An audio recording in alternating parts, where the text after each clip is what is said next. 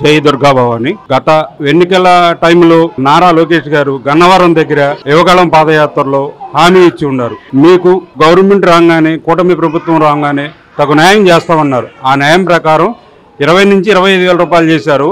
చేసిన సందర్భంగా మనకు పిఎఫ్ ఈసీ కల్పించి మాకు ఎటువంటి షరతులు లేకోకుండా మన నాయబ్రాహ్మణులకి మెరుగైన వసతులు కల్పించి, ఎందుకంటే ఈ చేసే కార్యక్రమంలో మేమేంటంటే పలు రకమైన వ్యాధులకు గురవుతున్నాం.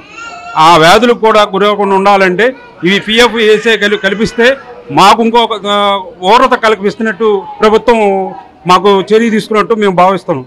కావున కూటమి ప్రభుత్వానికి, నారా చంద్రబాబు నాయుడు గారికి, నారా లోకేష్ గారికి, పవన్ కళ్యాణ్ గారికి రుణపడి ఉంటామని కృతజ్ఞతలు తెలియపరుస్తున్నాం.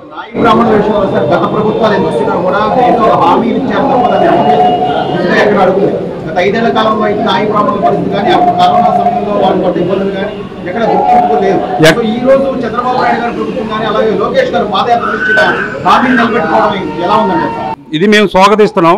కాకపోతే గత ప్రభుత్వంలో ఇచ్చారు కానీ జీవో, అది షరతులతో కూడిన జీవో ఇచ్చారు. మీరు ఇక్కడ పనిచేస్తే ఇంకోటి పని చేయాలని షరతులతో కూడిన జీవో ఇచ్చారు.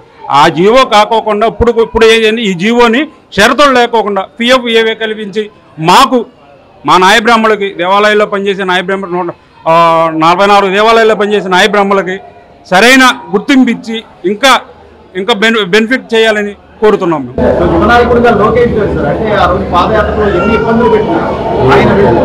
వాళ్ళ సమస్యలు తెలుసుకుంటూ ఆ సమస్యలు ఈరోజు ప్రభుత్వం వచ్చిన తర్వాత మళ్ళీ దానికి తగ్గ న్యాయం చేయడాన్ని ఎలా చూడాలంటారు?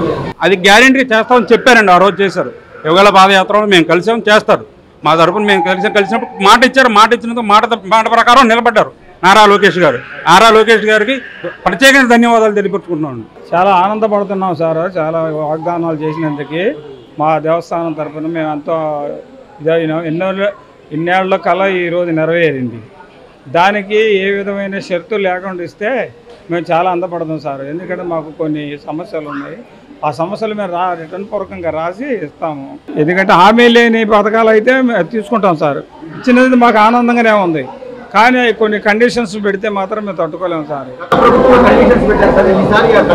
ఆ కండిషన్ అది గత ప్రభుత్వం అలా చేసింది కాబట్టి పోయింది సార్ అది.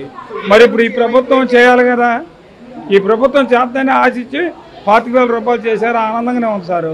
కానీ మేము కూలి వృత్తి చేసుకుంటున్నాం. మా వృత్తి మేమే చేసుకోవాలి. వేరే దాంట్లో పోతే మేము ఏదైనా మూటలు మోయాలా, ఏం మోయాలంటే మా వల్ల కాదు సార్. ఎందుకంటే మేము ఈ పని తప్ప మాకు ఏదే పని చేత కాదు. అందుకనే మాకు కండిషన్తో పెట్టకుండా కొన్ని మినహాయింపులు ఇస్తే చాలా సంతోషపడతాం సార్. చాలా సంతోషం సార్. ఇందా చెప్పాను కదా, చాలా ఆనందపడుతున్నాము. చాలా బాగుంది మాకు. చంద్రబాబు నాయుడు గారు ఇచ్చిన పథకం బాగానే ఉంది.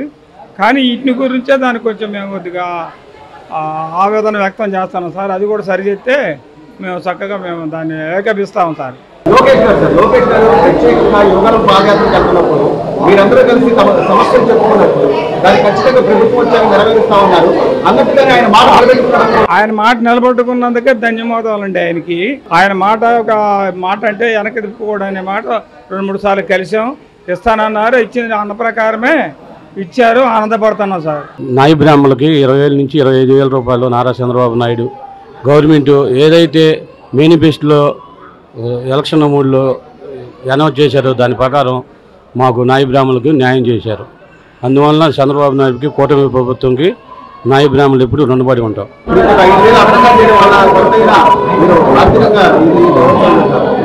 25,000 చేస్తాం. మాకు అంత బెనిఫిటే. గత ప్రభుత్వం షరతులు పెట్టారు. ఆ షరతులు లేకుండా ఇప్పుడు జీవో పాస్ చేసినందుకు 130 జీవో పాస్ చేసినందుకు చాలా శుభంగా. కాకపోతే పిఎఫ్ మాకు సెలవులు అవి మంజూరు చేయాలని ప్రభుత్వాన్ని కోరుతున్నాం. ఎలాంటి షరతులు లేకుండా ఇవ్వాలని గవర్నమెంట్ని ప్రాధాన్యపడుతున్నాం. అది దేవాలయాల్లో పనిచేసే నాయి బ్రాహ్మణుల జీతాలు 20 నుంచి 25,000 చేయడం అంటే ఆ రోజు హామీ ఏదైతే ఇచ్చారు లోకేష్ గారు పాదయాత్రలో దాన్ని నిలబెట్టుకోవడం చాలా మంచిదండి. 100 మంది జీవితాలు నిలబెట్టినట్టే 20,000 నుంచి 25,000 చేయడం మాకు చాలా సంతోషకరంగా ఉంది. కూటమి ప్రభుత్వం మా ఇచ్చిన మాట నిలబెట్టుకున్నందుకు మాకు చాలా సంతోషంగా ఉంది సార్. నిలబెట్టుకోవడం అంటే ఏదో హామీలు అందరూ ఇచ్చారు సార్. నాయకులను కానీ ఏదో చేసేస్తాం. కానీ దాన్ని నిలబెట్టుకొని లోకేష్ గారు పనితీరు ఎలా ఉందంటారు? చాలా బాగుంది సార్. ఇచ్చిన మాట నిలబెట్టున్నారు లోకేష్ గారు. మాకు ఇంకా 2-3 హామీలు ఇచ్చారు సార్.